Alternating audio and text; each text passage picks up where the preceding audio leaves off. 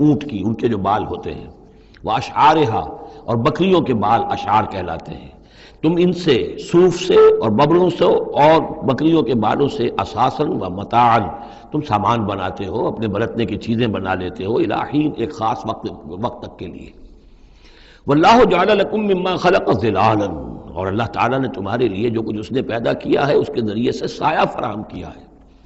درختوں کا سایہ تمہیں ملتا ہے، کسی اور چیز کا سایہ اللہ تعالیٰ تمہیں دیتا ہے. وجعل لکم من الجبال اکنانا، اور تمہیں پہاڑوں کے اندر چھپنے کی جگہ دے دی ہے، یعنی غاریں ہوتی ہیں. ظاہر بات ہے طوفان جب آتے ہیں اور بڑی تیز ہوا جب چل رہی ہوتی ہے تو پہاڑوں ہی کے اندر وہ کھو موجود ہوتی ہے، وہ غاریں ہوتی ہیں کہ ان میں لوگ پناہ لیتے ہیں. وجعل لکم سرابیل تقیکم الحر، اور تمہارے لیے ایسے کرتے بنا دیے، لباس بنا دیے جو تمہیں گرمی سے بچاتے ہیں. وسرابیل تقیکم باسکم، اور ایسے کرتے یعنی جو ذرا بختر ہوتے تھے کہ جو تمہاری لڑائی کے اندر تمہیں بچاتے ہیں. کذالک یتم نعمتہ، نعمت کے لفظ کو پھر نوٹ کیجئے، اس طرح اللہ تعالیٰ اتمام فرما رہا ہے اپنی نعمتوں کا علیکم، تم پر، لعلکم تسلمون، تاکہ تم سر تسلیم خم کرو اور اطاعت کی روش اختیار کرو. فَإِن تَوَلَّوْا، تو پھر اے نبی اگر یہ رخ موڑ لیں، پیٹھ موڑ لیں، فَإِنَّمَا عَلَيْكَ الْبَلَاغُ الْمُبِينُ، تو آپ پر تو بس صاف صاف پہنچا دینے کی ذمہ داری ہے. یعرفون نعمت اللہ ثم ینکرونہا، یہ اللہ کی نعمتوں کو پہچانتے ہیں پھر منکر ہو جاتے ہیں. واکثرہم الکافرون، اور ان کی اکثریت جو ہے وہ ناشکروں پر مشتمل ہے.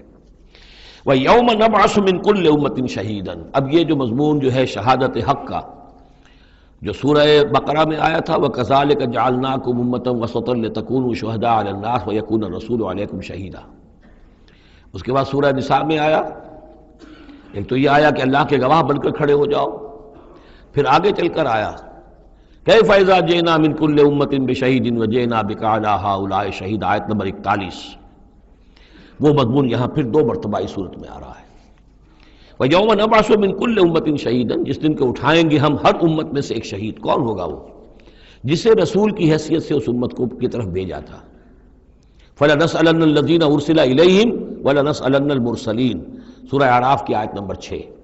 سب سے پہلے وہ جسے ہم کہتے ہیں پروزیکیوشن وٹنس کی حیثیت سے، عدالت کا گواہ، سرکاری گواہ کی حیثیت سے رسول کھڑا ہوگا، اور رسول یہ کہے گا کہ اللہ تیرا جو پیغام مجھ تک آیا تھا اس قوم کے لیے، میری قوم کے لیے، میں نے انہیں پہنچا دیا تھا.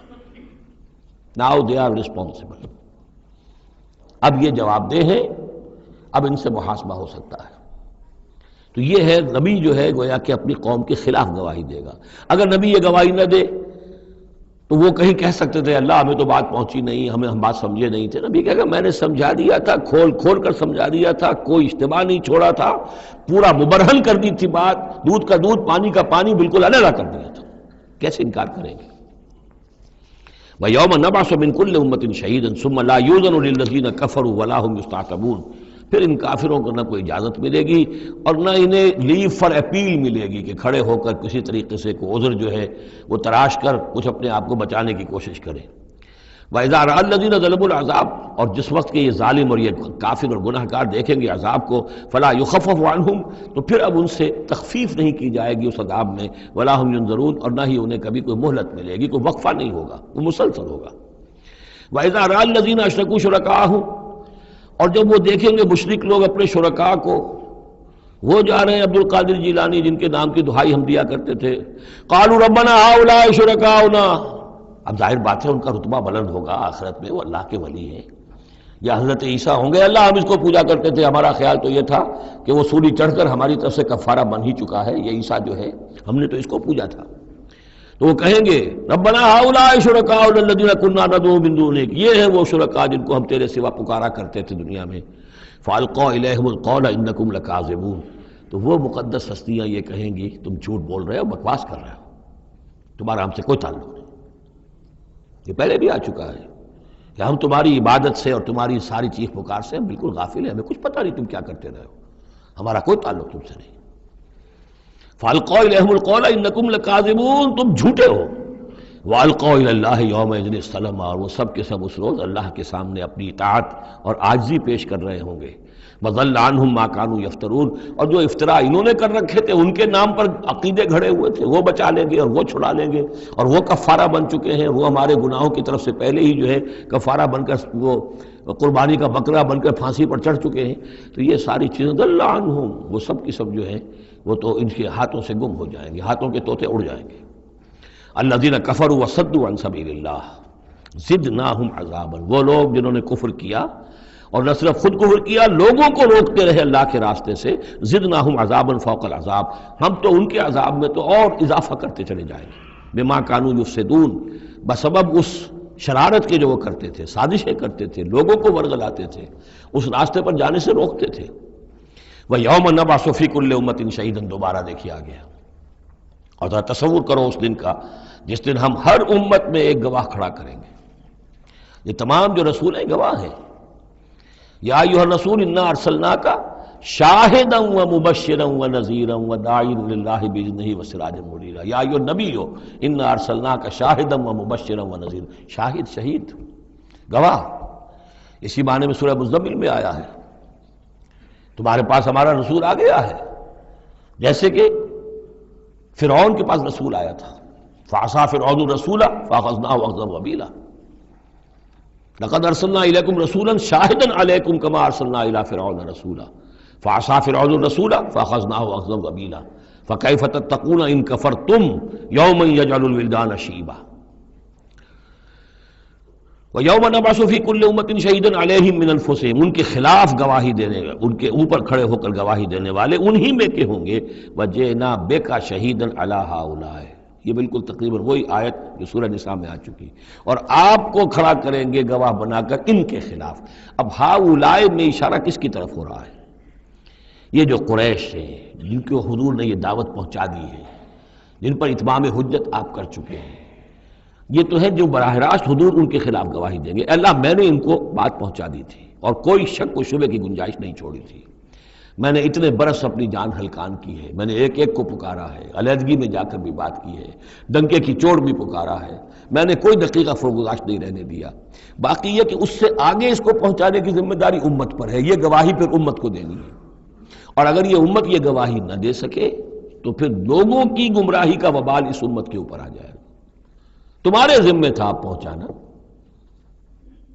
یہ ہے اصل میں وہ نازک ذمہ داری جو امت مسلمہ کی حیثیت سے ہمارے کندھوں پر آئی ہے.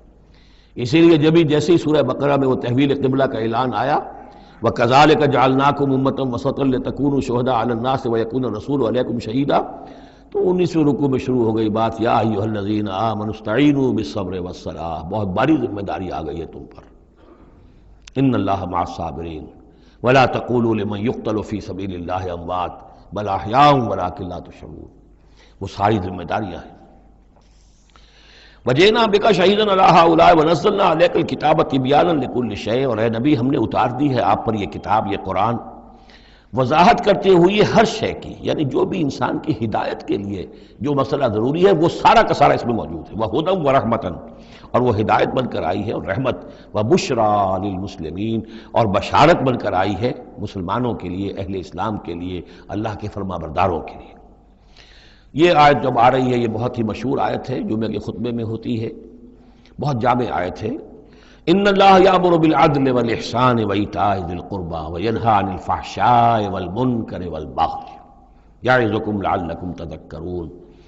یقیناً اللہ تمہیں حکم دیتا ہے لوگوں سب سے پہلے عدل، انصاف. عدل سے اوپر کی ایک شے ہے احسان. عدل تو یہ ہے کہ جس کا جو اس کا حصہ تھا وہ آپ نے دے دیا. احسان یہ ہے کہ مزید اپنی طرف سے کچھ اور دے دیجیے، یہ احسان ہے. اللہ تعالیٰ محسنین کو پسند کرتا ہے. اور ذی القربہ، ایتاء ذی القربہ، اپنے قرابت داروں کا حق ادا کرنا، ان سے حسن سلوک، صلہ رحمی کرنا، یہ تین چیزیں ہیں کہ جس پر گویا کہ ایک اچھے معاشرے کی بنیاد ہے. یہ مثبت چیزیں ہیں. گویا کہ امر بالمعروف نہی عن المنکر جو ہے تو اللہ تعالیٰ تو ان تین چیزوں کا حکم دیتا ہے. اور وہ تین منکرات کیا ہے جس کا کہ جسے روکتا ہے؟ وَيَنْهَىٰ عَنِ الْفَحْشَاءِ وَالْمُنكَرِ وَالْبَغْيِ. روکتا ہے ایک تو بے حیائی کے کاموں سے. یہ ایک پردہ ہے. حیا جو ہے انسان کے اندر ایک بڑی قیمتی شے ہے. بے حیا باش و ہر چے خائی کن، ایک دفعہ یہ حیا کا جو ہے نا پردہ اتر جائے تو پھر انسان جو ہے بے شرم ہو کر جو چاہے کرتا پھرے پھر. تو حیا بے حیائی سے روکتا ہے. اور منکر وہ شے ہے جس کے برے ہونے پر تمہاری فطرت گواہ ہے کہ یہ شے برائی ہے. والبغی اور سرکشی